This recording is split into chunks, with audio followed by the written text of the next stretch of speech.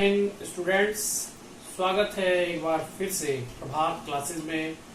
आप पढ़ रहे हैं 10वीं कक्षा का गणित और इसमें हम प्रश्नावली 1.2 लेकर के आए हुए हैं। इसमें पहला सवाल जो है वह कुछ इस प्रकार है। निम्नलिखित संख्याओं को अभाज्य गुणनखंडों के गुणनफल के रूप में व्यक्त कीजिए। अभाज्य गुणनखंड ये आप समझते हैं कि जो संख्याएं स्वयं और एक के अलावा किसी से विभाजित नहीं होती है, उन्हीं संख्याओं को हम अभाज्य संख्याएं कहते हैं। और कोई भी संख्या हो उसको अभाज्य गुणनखंड के रूप में हम लिखते हैं। इसमें हमारा पहला सवाल है 140 और इसको हम अभाज्य गुणनखंड के रूप में कैसे लिख सकते हैं।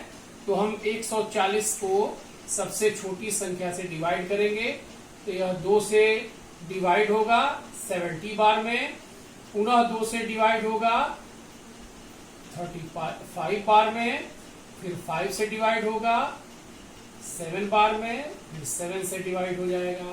तो अब इसको गुणनफल के रूप में लिखा जा सकता है। तो 140 यानी 140 को हम लिखेंगे 2 गुणे 2 गुणे 5 गुणे 7।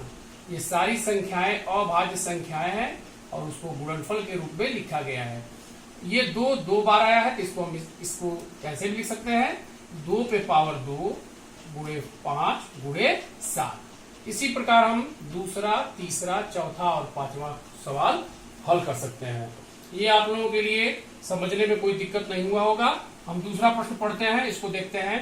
पूर्णांकों के निम्नलिखित युग्मों के HCF और LCM ज्ञात कीजिए तथा इसकी जांच कीजिए कि दो संख्याओं का गुणनफल बराबर HCF गुणे LCM, मौसा गुणे लौसा।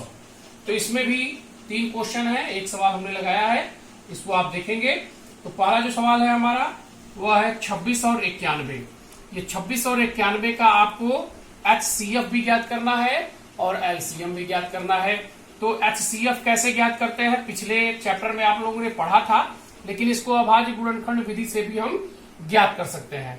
तो कैसे हम इसको ज्ञात करेंगे, तो एक छोटी सी संख्या हम ले लेते हैं। मान लिया गया एक छोटी सी संख्या हमारी 6 है, एक और हमारी संख्या है 10, और इसका जब हम अभाज्य गुणनखंड करेंगे तो 2 3 जा 2 3 जा 6 और 2 5 जा 10, 2 3 6 और 2 5 10। अब इसका जब हम HCF निकालते हैं, HCF कहते हैं हम मौसा को, इसमें जो कॉमन चीजें होती हैं वही HCF कहलाती है। तो इसमें दोनों में कॉमन है तो यही हमारा HCF हो जाएगा। और LCM कहते हैं लघुत्तम समावर्त को। तो LCM जो होता है वह इसमें जो कॉमन चीजें होती हैं उसको हम एक बार लिखते हैं, जो कॉमन चीजें होती हैं उसको लिखते हैं, और जो बची हुई संख्याएं होती हैं उसको भी लिख लेते हैं। तो यहाँ पर हम इसका मल्टीप्लाई करेंगे तो 3 दूनी 6, 6 पचे 30। अब एक चीज हम और देखेंगे इसमें कि जब हम दोनों संख्याओं का गुणा करते हैं, जैसे 10 और 6 दो संख्याएं हैं, इसका जब हम गुणा करेंगे तो 10 में 6 का गुणा करेंगे तो 60 आएगा। और हम जब HCF और LCM में गुणा करेंगे तो HCF हमारा इनका 2 आया था, LCM हमारा 30 आया था। तो 30 का भी 2 में गुणा करने पर 60 आता है। कहने का क्या मतलब हुआ कि जब दो संख्याओं का जब हम LCM और HCF दोनों ज्ञात करते हैं और दोनों संख्याओं का गुणा करते हैं, LCM और HCF का गुणा करते हैं, तो दोनों बराबर आता है।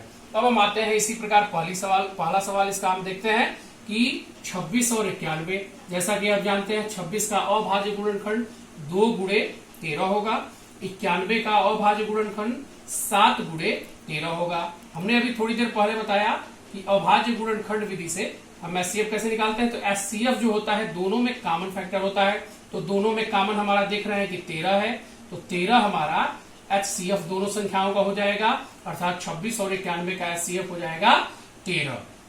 जब हम LCM निकालते हैं तो LCM में जो कॉमन चीजें होती हैं उसको हम केवल एक बार लिखते हैं, और जो बची हुई संख्याएं होती हैं यानी 2 और 7 उसको भी गुणनफल के रूप में लिख देते हैं। तो इन तीनों संख्याओं का जब हम गुणा करेंगे तो यह 182 प्राप्त होगा।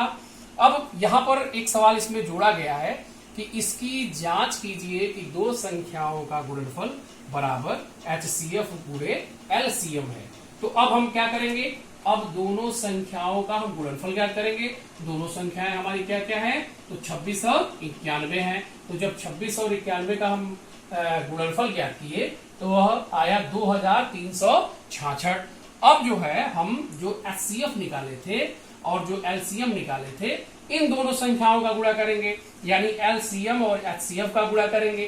तो जब हम HCF और LCM का गुणा किए, अर्थात HCF था हमारा 13 और LCM हमारा था 182। जब हम 13 में 182 का गुणा किए तो ये भी इन्हीं संख्या के बराबर आ गया, यानी कि 2366 के बराबर ही आ गया। तो हमने इससे प्राप्त किया, क्या प्राप्त किया कि कोई भी दो संख्याओं का गुणनफल यदि लिया जाए तो उन दोनों संख्याओं का गुणनफल उन संख्याओं के HCF अर्थात मौसौ और LCM अर्थात लौसौ के गुणनफल के बराबर होता है। तो इस चैप्टर में हम इसका आगे और भी यूज करेंगे, इस फार्मूले का और भी यूज करके हम क्वेश्चन को सॉल्व करेंगे। आज के लिए बस इतना ही। वीडियो पसंद आया हो तो लाइक और सब्सक्राइब करना ना भूलें। जय हिंद।